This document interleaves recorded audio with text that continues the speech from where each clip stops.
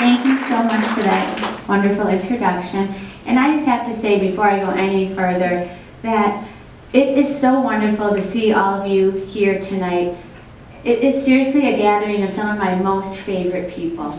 And it's just wonderful. I am exceedingly proud of Midwest Environmental Advocates, its board, its executive leader, and Kim, the wonderful attorneys that we have, and the work that we are doing.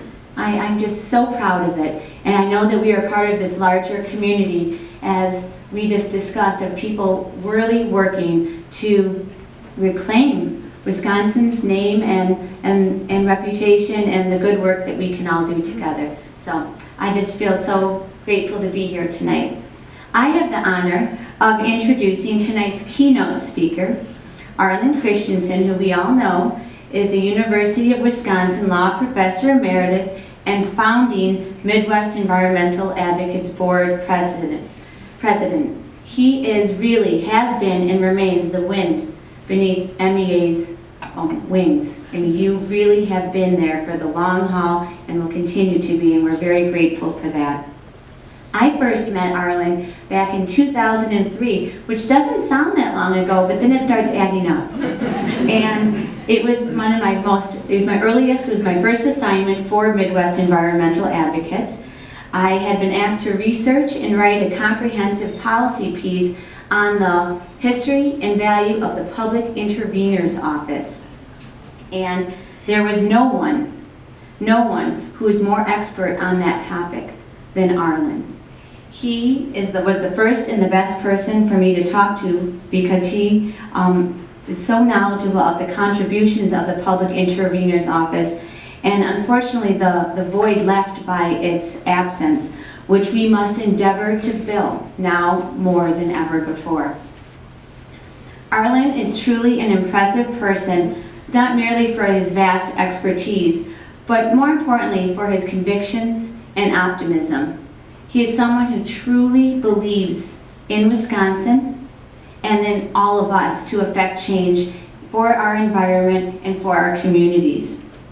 I knew right away that he was someone I could learn a lot from, and I have, although primarily from afar through appreciation of his scholarly writings and his social activism both within MEA and beyond. I've been looking forward to hearing Arlen speak tonight on the waters of Wisconsin.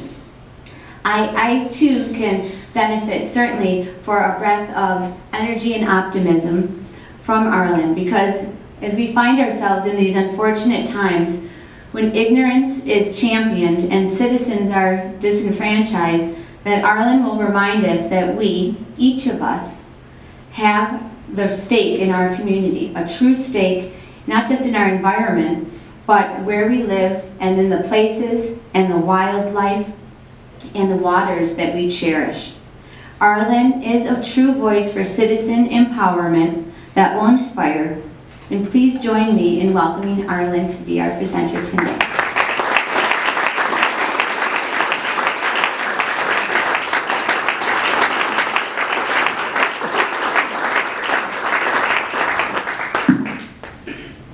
Thanks, Jodi. Same to you.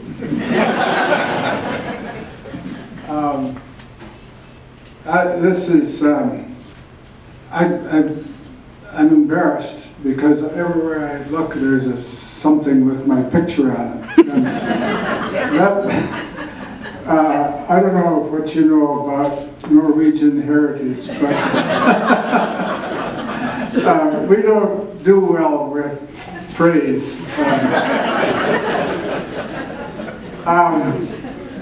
The other thing, thanks Jodi for reminding me of optimism.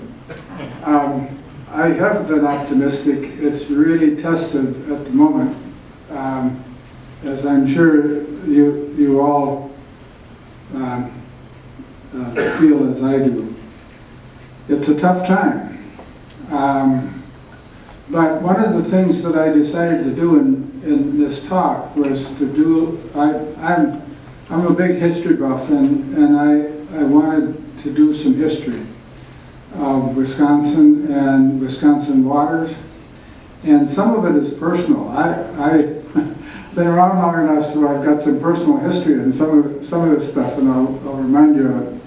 But I want to talk about the Wisconsin waters, and primarily focusing on the history of the public trust idea. I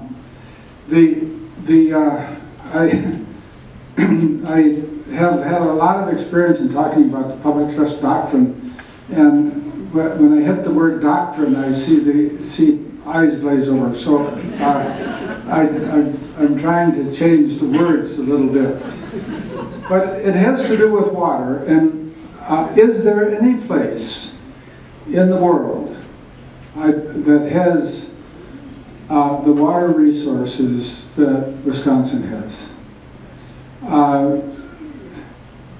Lake Michigan, Lake Superior, Mississippi River, and in the middle, a whole bunch of other water. Including, very personally for me, a little 63-acre lake called Lake 5 in southern Bayfield County, Wisconsin, where we have our cabin and where we have enjoyed the loons, the call of the loons, the visits of the migratory swans, the sunsets, the waters of Wisconsin in just this little crystal clear lake. That's the way it's supposed to be. And that's the way a lot of Wisconsin waters have been for a good part of our history. But let's think a little bit about the ups and downs of our history. The first folks I think of when I think of the waters of Wisconsin are the voyageurs. Those guys in canoes and the fur traders and then of course the native peoples, all using the waters of Wisconsin for transportation. Those were good days for the waters of Wisconsin. Then came another era, the logging era. Not such good days. Not such good days for the land of Wisconsin, nor such good days for the waters of Wisconsin. The pictures and the memories of the use of the waters of Wisconsin, primarily for floating logs, some pretty ugly stuff.